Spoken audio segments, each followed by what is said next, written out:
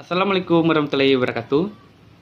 Perkenalkan, nama saya Yuanda Frian dari jurusan Ilmu Sejarah, Fakultas Ilmu Budaya, Universitas Andalas dengan BP 1910713014. Oke, baiklah, pada kesempatan kali ini saya akan kembali mereview sebuah buku yang berjudul Munculnya Elit Modern Indonesia. Buku yang berjudul Munculnya Elit Modern Indonesia ini adalah buku yang ditulis oleh Robert Vaniel, dan buku ini diterbitkan oleh PT Dunia Pustaka Jaya pada tahun 2009, cetakan kedua yang memiliki tebal halaman 386 halaman. Dan buku ini yang berjudul Munculnya Elit Modern Indonesia yang telah diterjemahkan oleh Zahara Deliar Noer. Baiklah, setelah saya memperkenalkan diri saya tadi dan memperkenalkan buku Munculnya Elit Modern Indonesia tersebut, pada kesempatan kali ini saya akan kembali mereview buku Munculnya Elit Modern Indonesia dengan wajib atas keperluan tugas yang telah diberikan oleh dosen saya yang bernama Bapak Yudi SSM Hum dengan mata kuliah Sejarah Indonesia 1900 sampai dengan 1945. Oke, baiklah. Saya akan mereview kembali buku ini. Buku yang berjudul Munculnya Elit Modern Indonesia ini yang ditulis oleh Robert Vaniel. Buku ini membahas tentang pertumbuhan Indonesia pada masa 25 tahun pertama abad ke-20. Buku ini membahas tentang pertumbuhan Indonesia, baik masyarakatnya, akselerasi perubahan sosial politik, dan pembaharuannya, serta semakin mantapnya pergerakan kaum menuju cita-cita kemerdekaan. Oke, garis besar perkembangan elit Indonesia adalah dari yang bersifat tradisional sampai dengan yang berorientasi kosmologis dan berdasarkan keturunan elit yang berorientasi kepada negara kemakmuran berdasarkan pendidikan. Pulau Jawa adalah bagian kekuasaan Belanda pada tahun 1900. Secara praktis berada dalam keadaan tangan Menteri Urusan yang menjalankan politik umum kolonial. Pada waktu itu, semua partai politik bersepakat untuk menggantinya menjadi politik Belanda, politik kolonial yang berperi kemanusiaan. Dan sistem tanam paksa ini gagal karena tekanan korupsi di dalamnya. Kemudian mencuat berita dan pengecaman atas hal itu, dan diantaranya oleh Baron van Heuvel dan E. de Westdekker. Pada tahun 1900, pemerintah Belanda memerintah secara tidak langsung, namun kemudian untuk memenuhi perintah dari pemerintah, maka Hindia Belanda lebih berhubungan dengan rakyat, meskipun komunikasi yang dilakukan atas perantara pembantu-pembantu mereka. Kehidupan Indo-Eropa dapat dikatakan lebih baik daripada kehidupan pribumi pada masa itu, atau disebut dengan golongan menengah. Namun demikian, mereka terombang-ambing dalam menjaga keping kehidupan masyarakat Hindia Belanda. Dalam struktur masyarakat Hindia Belanda pada masa 1900-an ini, terdapat pula orang Cina dan orang Arab lebih kepada jiwa berdagang. Sedangkan orang Indonesia sendiri terbagi ke dalam dua golongan, yaitu petani dan priai. Golongan petani ini bisa disebut dengan golongan menengah, dan golongan priai ini adalah golongan para bangsawan kelas atas pada kala itu. Pada tahun 1900-an, pemerintah Belanda lebih menunjukkan perhatiannya kepada pribumi dalam bidang pendidikan, meskipun golongan elit yang berasal dari sekolah.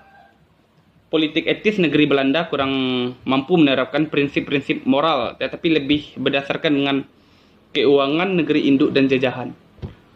Organisasi Budi Utomo telah muncul pada masa kala itu sebagai upaya atas persatuan, namun dalam organisasi ini terdapat perbedaan paham radikal dan konservatif. Seperti Dr. Cipto dan Suwardi keluar mencari penyokong terhadap tujuan, yaitu tujuan dari WVE de Westdekker ini. Konsepnya berjalan terus, tapi walaupun ia dibuang pada tahun 1913 itu, konsep tentang persamaan gaji antara Eropa dan pribumi. Dan menurut Furnival, gambaran tentang tekanan yang ada di desa, perasaan keislaman pada abad ke-20 telah menunjukkan bahwa Islam bukan hanya agama tetapi tuntutan hidup. Sebagai suatu pertahanan terhadap tekanan sosial, pemerintah memulai usahanya.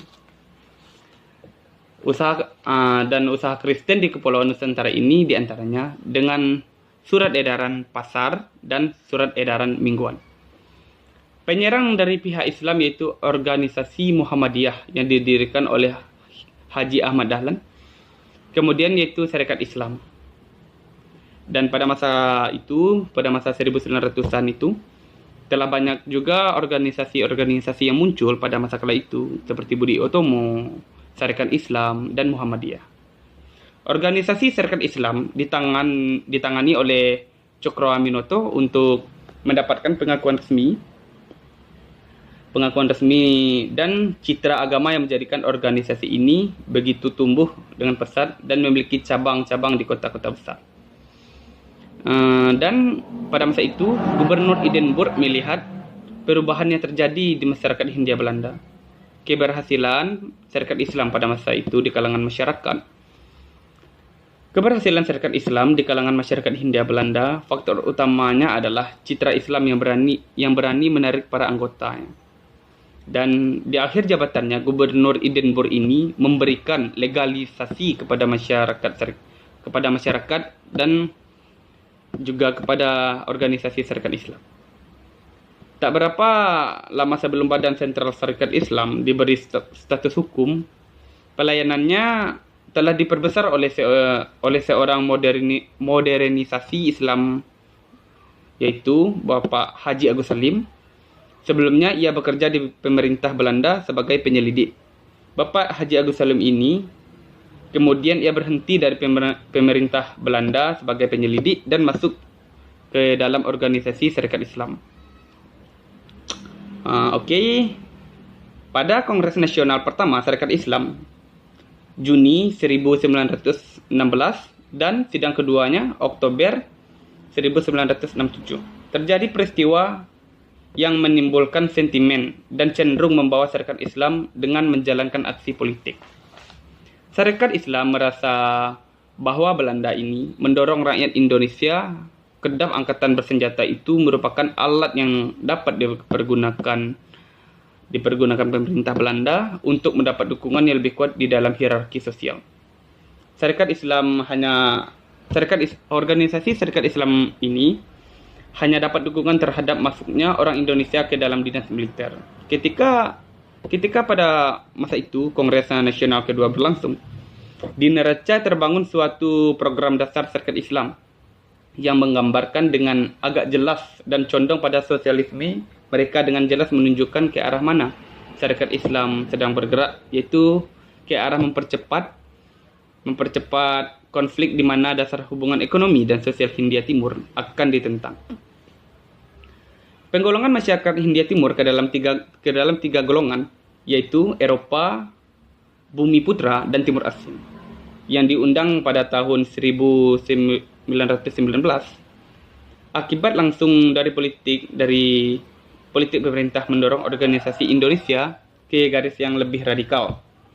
Namun pada saat perumusannya, politik baru merupakan usaha yang tulus dalam mencari jawaban terhadap salah satu masalah bagaimana menghadapi tanah jajahan.